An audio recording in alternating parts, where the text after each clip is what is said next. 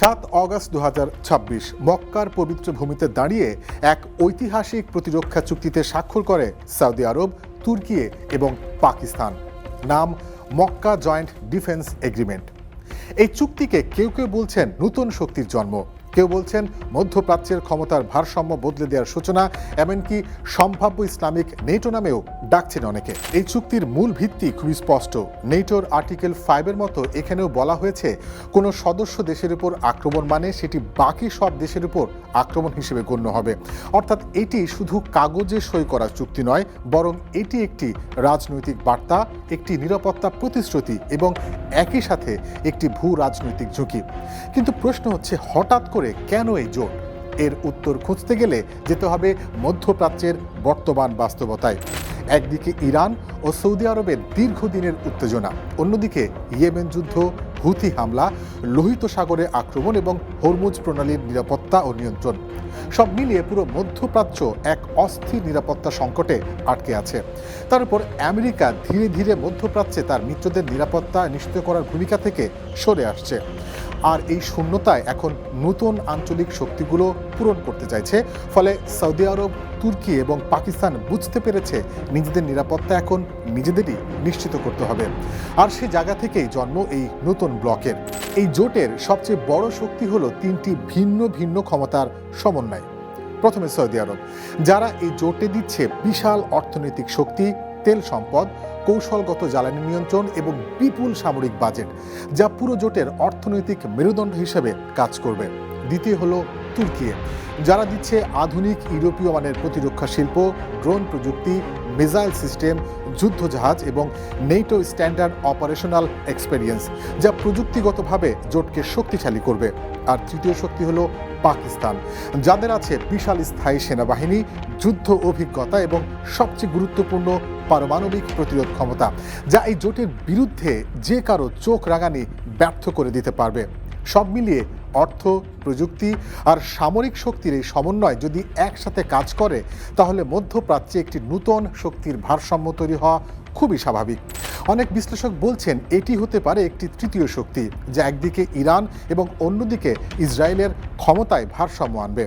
তবে এই জোট এখনো পূর্ণাঙ্গ সামরিক ব্লক নয়, এটি এখনো মূলত একটি কৌশলগত কাঠামো, যেখানে মূল লক্ষ্য যুদ্ধ করা নয়, বরং যুদ্ধ প্রতিরোধ করা। বাস্তবে দেখা যায় এই ধরনের জোটগুলো সরাসরি সৈন্য পাঠানোর নিশ্চয়তা দেয় না, বরং রাজনৈতিক চাপ এবং নিরাপত্তা সহযোগিতার একটি ফ্রেমওয়ার্ক তৈরি করে। প্রশ্ন হচ্ছে, এটি কি সত্যি ইসলামিক নেটো? উত্তর হলো এখনও না, কারণ নেটোর মতো একীভূত সামরিক কমান্ড, যৌথ operation, integrated air defence system, গোয়েন্দা তথ্য ভাগাভাগির মতো দীর্ঘমেয়াদী যৌথ পরিকল্পনা এখনও এখানে নেই। তবে যদি ভবিষ্যতে এই উপাদানগুলো যুক্ত হয়, তাহলে এটি সত্যি একটি বড় সামরিক ব্লকে রূপ নিতে পারে। আরেকটি গুরুত্বপূর্ণ প্রশ্ন, ভবিষ্যতে যদি এই জোটে আরও দেশ যোগ দেয়, তাহলে কি হবে? যদি মিশর যুক্ত হয়, তাহলে এই জোট পাবে বিশাল সেনাবাহিনী, ভূমধ্য সাগরীয় কৌশলগত অবস্থান এবং সুয়েজ খালের নিয়ন্ত্রণ, যা বৈশ্বিক বাণিজ্যের জন্য অত্যন্ত গুরুত্বপূর্ণ। একইভাবে কাতার ও কুয়েত যোগ দিলে তারা বড় অর্থনৈতিক বিনিয়োগ, গ্যাস সম্পদ এবং আধুনিক সামরিক কাঠামো দিয়ে জোটকে আরও শক্তিশালী করবে। ফলে এই জোট ধীরে ধীরে একটি পূর্ণাঙ্গ আঞ্চলিক নিরাপত্তা ব্লকে পরিণত হওয়ার সম্ভাবনা তৈরি করতে পারে, যা শুধু মধ্যপ্রাচ্য নয়, বৈশ্বিক শক্তির ভারসাম্যেও প্রভাব ফেলবে। সম্প্রতি ইরান বলেছে তারা এই জোটে যোগ দেওয়ার আমন্ত্রণ পেয়েছে। সুতরাং মক্কা প্রতিরক্ষা চুক্তিতে ইরান যুক্ত হলে এটি সৌদি ইরান দীর্ঘদিনের প্রক্সি যুদ্ধ শেষে মধ্যপ্রাচ্যে শান্তি স্থাপনে ভূমিকা রাখতে পারবে বলেও অনেকে মনে করেন।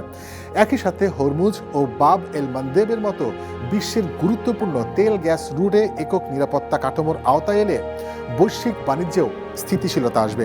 তবে আস্থাহীনতা আর পুরনো শত্রুতা এর কার্যকারিতা চ্যালেঞ্জের মুখে ফেলতে পারে। ইরান যুক্ত হলে আমেরিকা ও ইসরায়েলের কঠোর বিরোধিতা এবং পশ্চিমা চাপও ব্যাপকভাবে বেড়ে যাবে এই জোটের উপর। অর্থাৎ জোট যত বড়, ঝুঁকিও তত বেশি। এই জোটকে ঘিরে সবচেয়ে বড় চ্যালেঞ্জ হলো এটিকে কিভাবে বিশ্বে উপস্থাপন করা হবে। এই জোটকে শুধুমাত্র একটি নিরাপত্তা সহযোগিতা হিসেবে না দেখে কেউ যদি এটিকে পশ্চিমা বিশ্ব, ইসরায়েল বা ভারতের বিরুদ্ধে একটি রাজনৈতিক ব্লক হিসেবে ব্যাখ্যা করেন, তাহলে শুরুতেই এটি আন্তর্জাতিক উত্তেজনার কেন্দ্রবিন্দুতে চলে আসতে পারে। দ্বিতীয় সমস্যা হলো অর্থনৈতিক স্থায়িত্ব। তুর্কি ও পাকিস্তান উভয় দেশই অর্থনৈতিক চাপে আছে, ফলে সৌদি আরবের উপর অতিরিক্ত নির্ভরতা তৈরি হয়ে দীর্ঘমেয়াদে জোটের ভারসাম্য নষ্ট করতে পারে। তৃতীয় বিষয় হলো এটি যুদ্ধের জন্য বাধ্যতামূলক কাঠামো নয়, বরং প্রতিরোধমূলক জোট। কিন্তু বাস্তব রাজনীতিতে কোনো সংঘাত শুরু হলে এই প্রতিশ্রুতি কতটা কার্যকর থাকবে সেটিও বড় প্রশ্ন। এবার আসা যাক বাংলাদেশ প্রসঙ্গে। বাংলাদেশ এই চুক্তিকে ইতিবাচক হিসেবে দেখছে। সম্প্রতি পররাষ্ট্র প্রতিমন্ত্রী হুমায়ুন কবিরও সেই রকম ইঙ্গিত দিয়েছেন। বাংলাদেশ এই জোটে যোগ দিলে কি কি ঘটতে পারে? তুর্কির প্রযুক্তি, পাকিস্তানের সামরিক প্রশিক্ষণ এবং সৌদি আরবের অর্থনৈতিক সহযোগিতা বাংলাদেশকে সামরিকভাবে শক্তিশালী করতে পারে।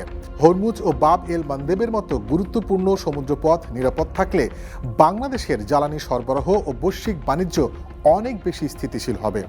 বাংলাদেশ বিশ্ব রাজনীতিতে একটি বড় জোটের অংশ হয়ে তার কূটনৈতিক দর কষাকষির ক্ষমতা বাড়াতে পারবে। অর্থাৎ এই অঞ্চলে বাংলাদেশের কৌশলগত গুরুত্ব বাড়তে পারে।